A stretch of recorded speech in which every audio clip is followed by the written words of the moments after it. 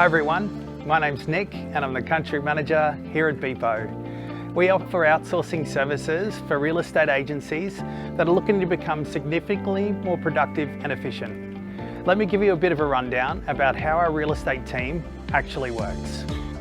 At Beepo, we have many positions to assist our clients in the real estate industry. These include sales assistants, trust account and marketing staff. We also have a couple of our most popular products, the property management assistants and Rock End property assistants.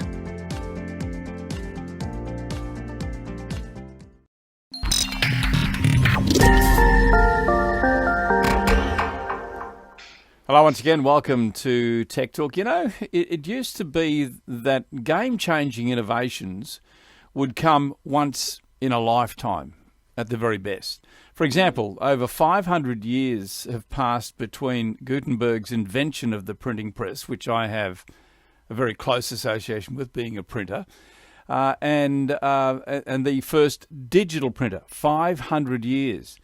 Now, there was a time when generation after generation was effectively dealing with the same tools and technologies as the generation before them, but those times have really changed, and now our world is disrupted and rapidly reinvented on almost, I've got to say, a daily basis.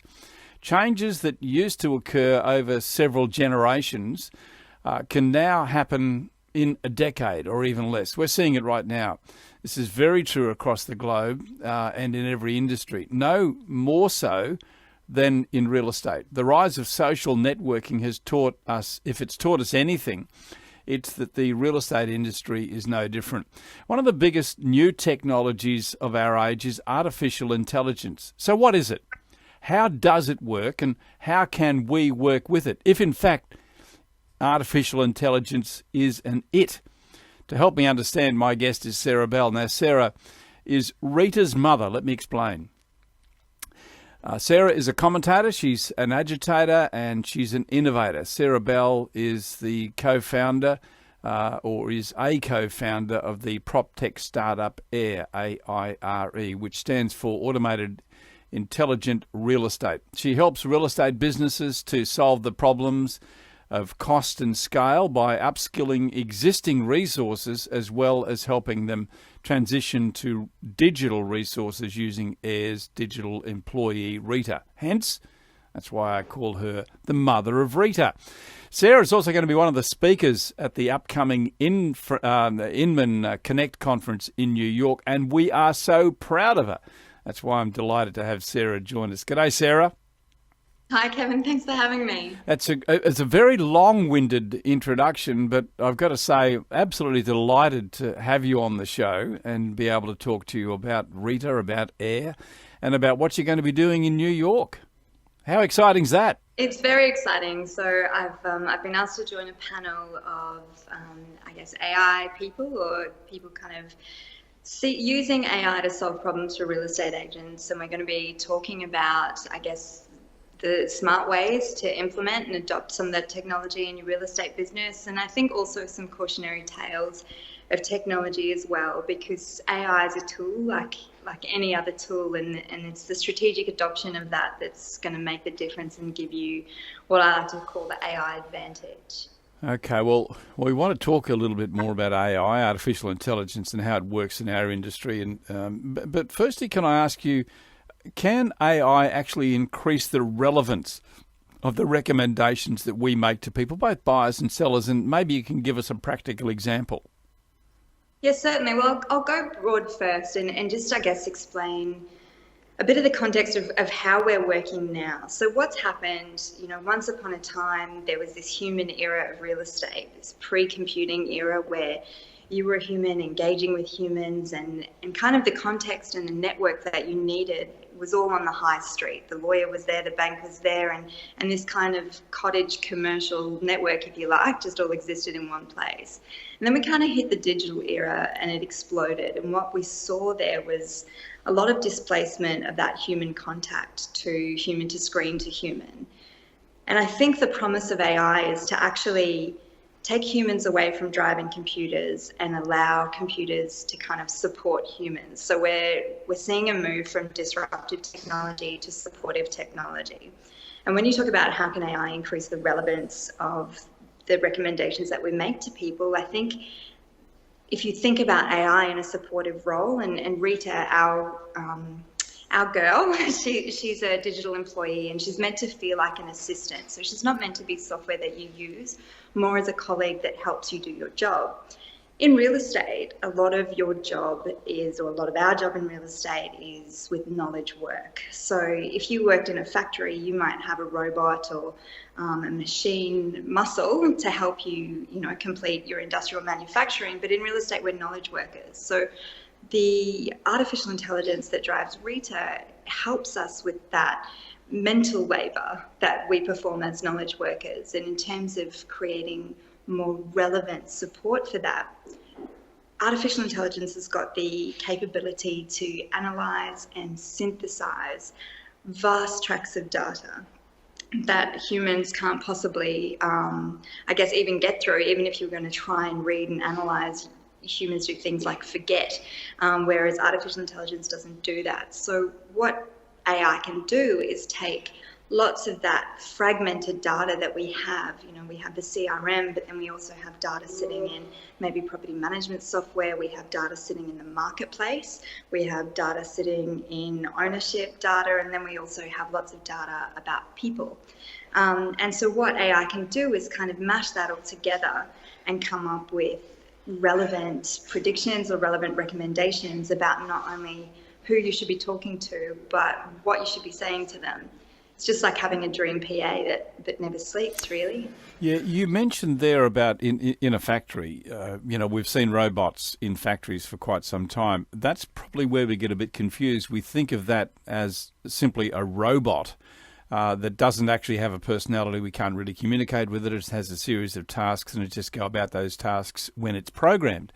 But AI or Rita is totally different. It's almost as if she has a personality. Given that that's the case, and correct me if I'm wrong, but given that's the case, is that a better way to look at AI as, like a machine that has a personality? Yeah, I think there's some great benefit to the words. It's called anthropomorphizing. So when you what's it called? Sorry, I missed that. Anthropomorphize. So it's when you give it human qualities to a machine. Okay. And there's some great benefit to doing that. And one of the benefits of that is that you can't think about AI in the terms of traditional software. It's not something that you have to drive. It's something that you interact with. It's something that prompts you, and AI has this ability to work with you as a tool, yes, but also as a peer, as a colleague, and in some cases as a manager or a trainer even, because, as a human, we kind of finding the next best right thing to do takes a lot of energy. Working out what to do next in any given scenario requires us to do a lot of calculation, requires us to do a lot of research in terms of identifying the right context. But if that can just be served to you, then you do kind of get this experience of working with an assistant. And actually, I was talking with Ian Campbell, my co-founder, this morning, about one of my first jobs was clerking. When I was at law school, I was clerking for a solicitor here, and he didn't even have a computer on his desk. And I'd like to think I'm not that old. Like that was kind of unusual. But my job was to get in a few hours earlier than he was and go through all of his work and orchestrate it for him. So I would organise manila folders in a way that, at the very top was his trial docket work, and then there was, upcoming cases, correspondence that needed to be responded to, and then new business, payroll, super, all that stuff underneath it. And I guess the experience that Rita gives real estate agents is the same thing. It orchestrates the next best right thing to do. And she sends an email every day with all of the work in the prioritised order, just in the same way that I used to do for Frank. So does Rita, we'll talk about Rita now, give her a name, because that's essentially what we're talking about, and it makes it a lot more personal, I think. So does Rita learn, and does she learn quickly, and is that the process? Yeah, so machines learn, and that is, I guess, an important differentiator with artificial intelligence to traditional software. So it all starts with data. So data's got lots of opportunity in it. And what machines can learn to do is differentiate between a good opportunity and a not so good opportunity, and score it and give you the best things for you to do each day. And that's kind of what Rita does in her core service functionality. Easiest way for me to describe it to people is, you might be familiar with Netflix, is, this streaming internet television that we all binge watch. So Netflix has an artificial intelligence algorithm that runs through it that recommends movies to you that you might like.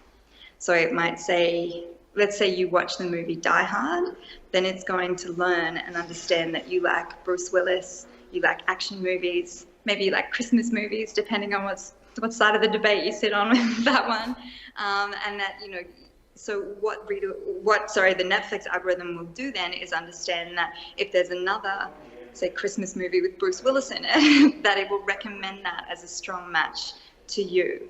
So in the same way that Netflix factorizes the movies that are good recommendations for you based on things like actors and, whether or not you've watched it before, how long you've watched it for, the type of genre, the type of subgenre, even the type of language and the length of the film, we can factorize qualities about people in the CRM. So one of the recommendations that Rita's capable of making is finding people who have put their house on the market.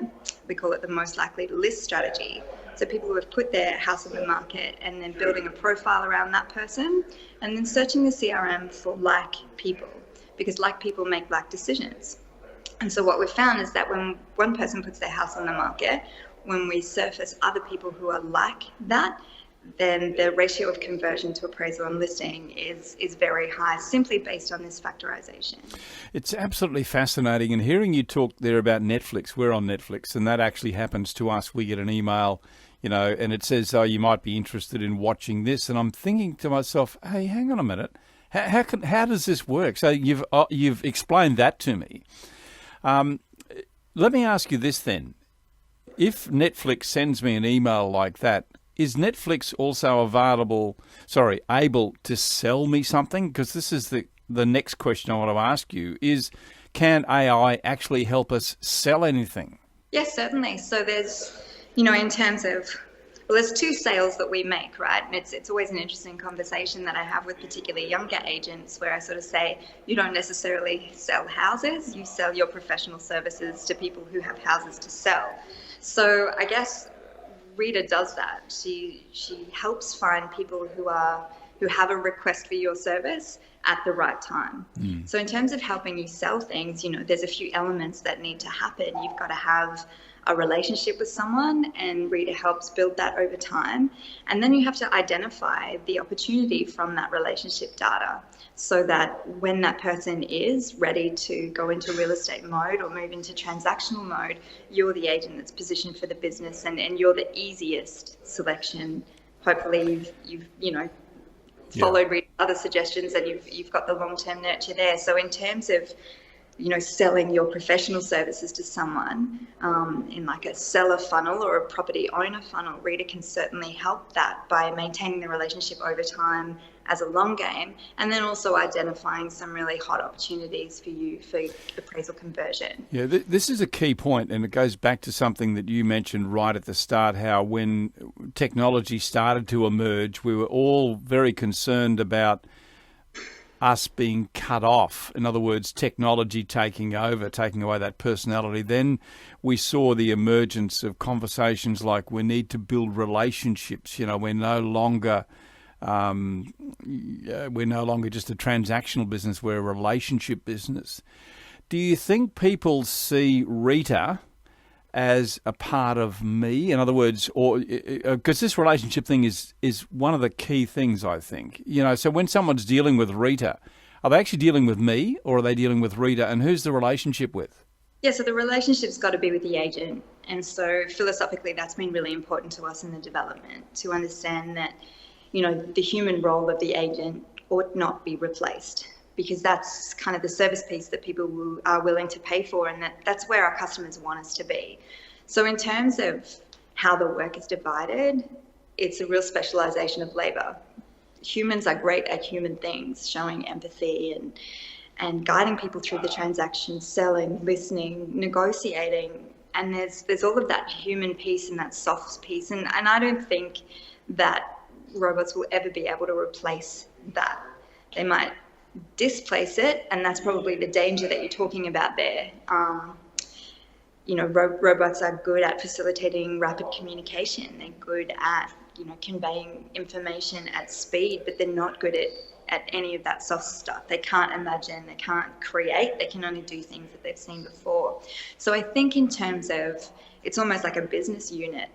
And if you're a real estate agent, you need lots of different types of intelligence to perform at an optimum. You're going to need creative people on your team. You're going to need strategic people on your team.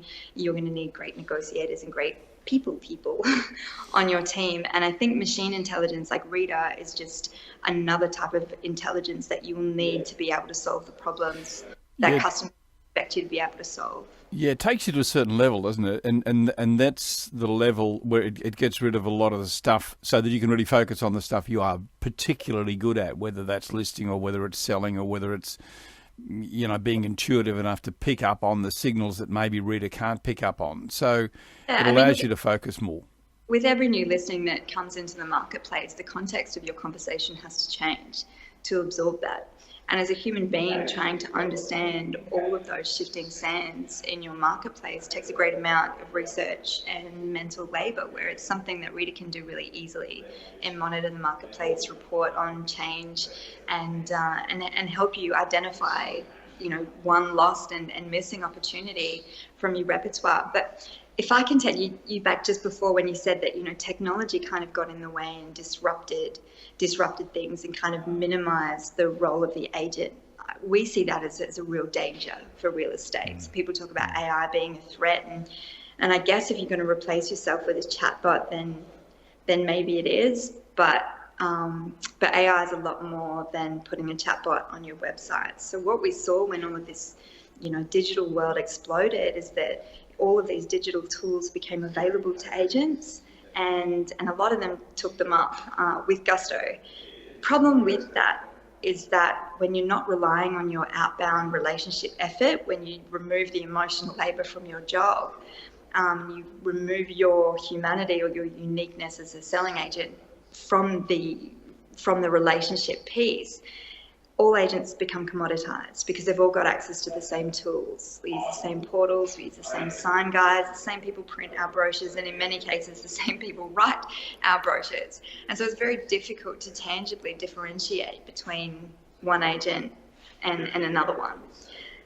In the old days, you used to do that by relationship, and it wasn't this competition of brand or this competition of shouting, because that becomes a very expensive game to play. And the problem is, even if you can shout really loud, you can only shout as loud as everybody else with the same tools. And if you can't differentiate, then we have commoditization, and we start seeing symptoms of that, and fees dropping, and discount people coming in, and all of that sort of stuff as a result of us losing that position of trust and losing that relationship, losing that value piece that customers are prepared to pay for. So Rita and AI is not about that sort of disruptive wave of tech that came in to just kind of create all this inbound stuff and make you the same as everyone else. Rita's designed to really work with you on your team so that you can do the absolute laser focus on the human stuff that's going to win you business. Sarah, it's been fantastic talking to you. Congratulations to what you and Ian are doing. Particularly congratulations to you for getting on stage at Inman. That's just a huge accolade for you. Very, very proud of you, Sarah. Thanks. And all the best. Look forward to seeing you in New York.